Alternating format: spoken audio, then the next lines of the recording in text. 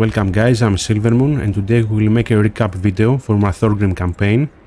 It is finished right now. I will give you a few tips and advices for it and my thoughts. So let's get started. So Thorgrim starts at the same area as in the previous Warhammer, and you will be facing Orc over here and Skaven at the provinces around here.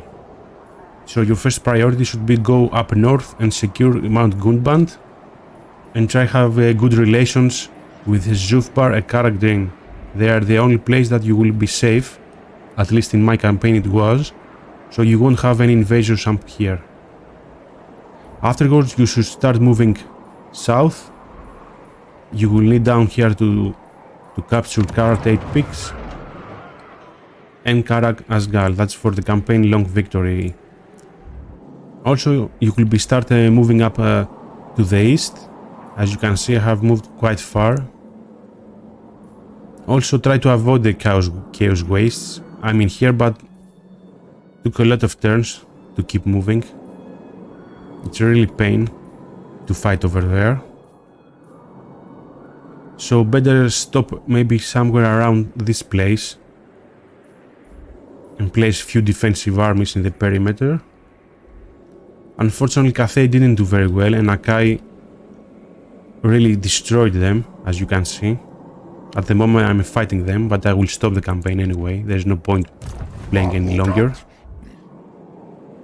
Also on a side note, the big problem so far with the dwarfs is the grudge system. I've been fighting the whole time with the grudge system. I managed to drop it a bit, but it seems broken right now, so after some turns I just let it go and I'm playing all the time with the penalties, control penalty, research penalty and relations penalty. But the dwarfs have a nice control mechanism, so you won't have problems. Feast Hall should be the first building to make, especially in major settlements. Followed by, let me show you, of course the building for growth and the toolmaker. That's pretty standard for the dwarves. Okay, next the endgame crisis was the Tomb Kings. They spawned around here.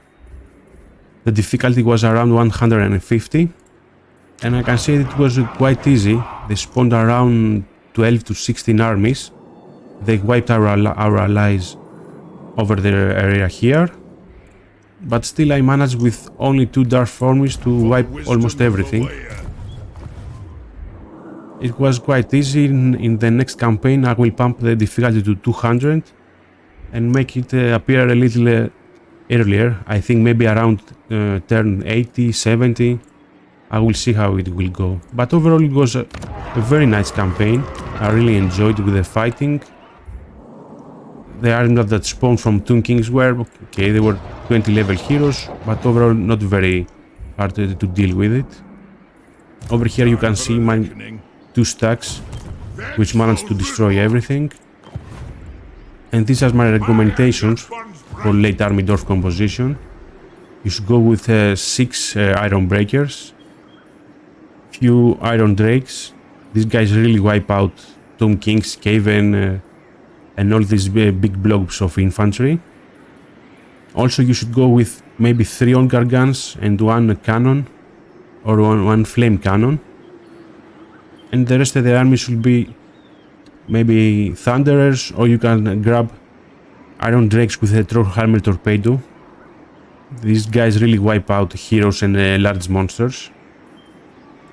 Also for the heroes I think you should go for 1 of each. 1 Thane, 1 Runesmith, 1 Master Engineer. Pretty solid. For Lord I go for the Rune Lord, but the Rune Magic still doesn't seem to perform very well. It's a bit weak.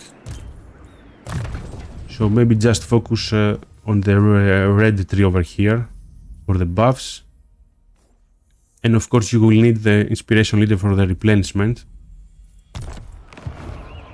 At least for my liking. For the early game, let me find Thorgrim. Okay, here he is. Early game, don't lose the Gyro Bomber. It's very good, he will help you a lot. Make 2 Grudge Throwers 6-7 quarrelers, the rest will be Dwarf Warriors. You will be fine for maybe 20-30 turns, you will be okay to fight with these guys. Okay, for the research, I always go for these upgrades over here, because the most damage you take out in the start is with your crossbows, of course. So you get a reload time reduction here, more ammunition, and missile strength.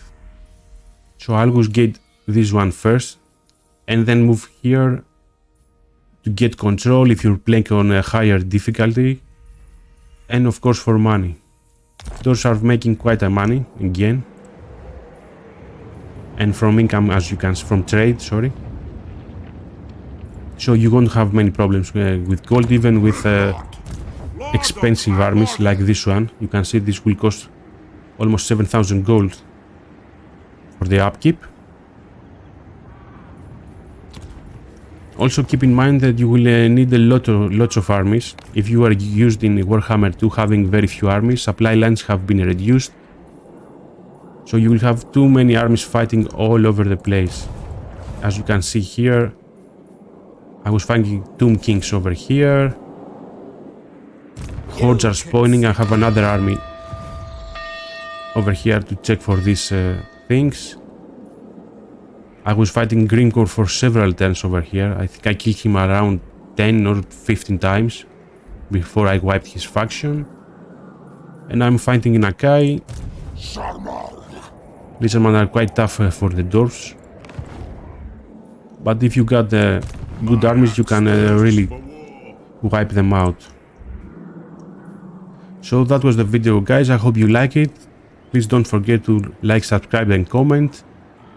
If you like this type of videos, I can make one each time I finish the campaign. And of course the regular gameplay video of the day, this will be released anyway. So that's it, see ya in the next video, guys. See ya.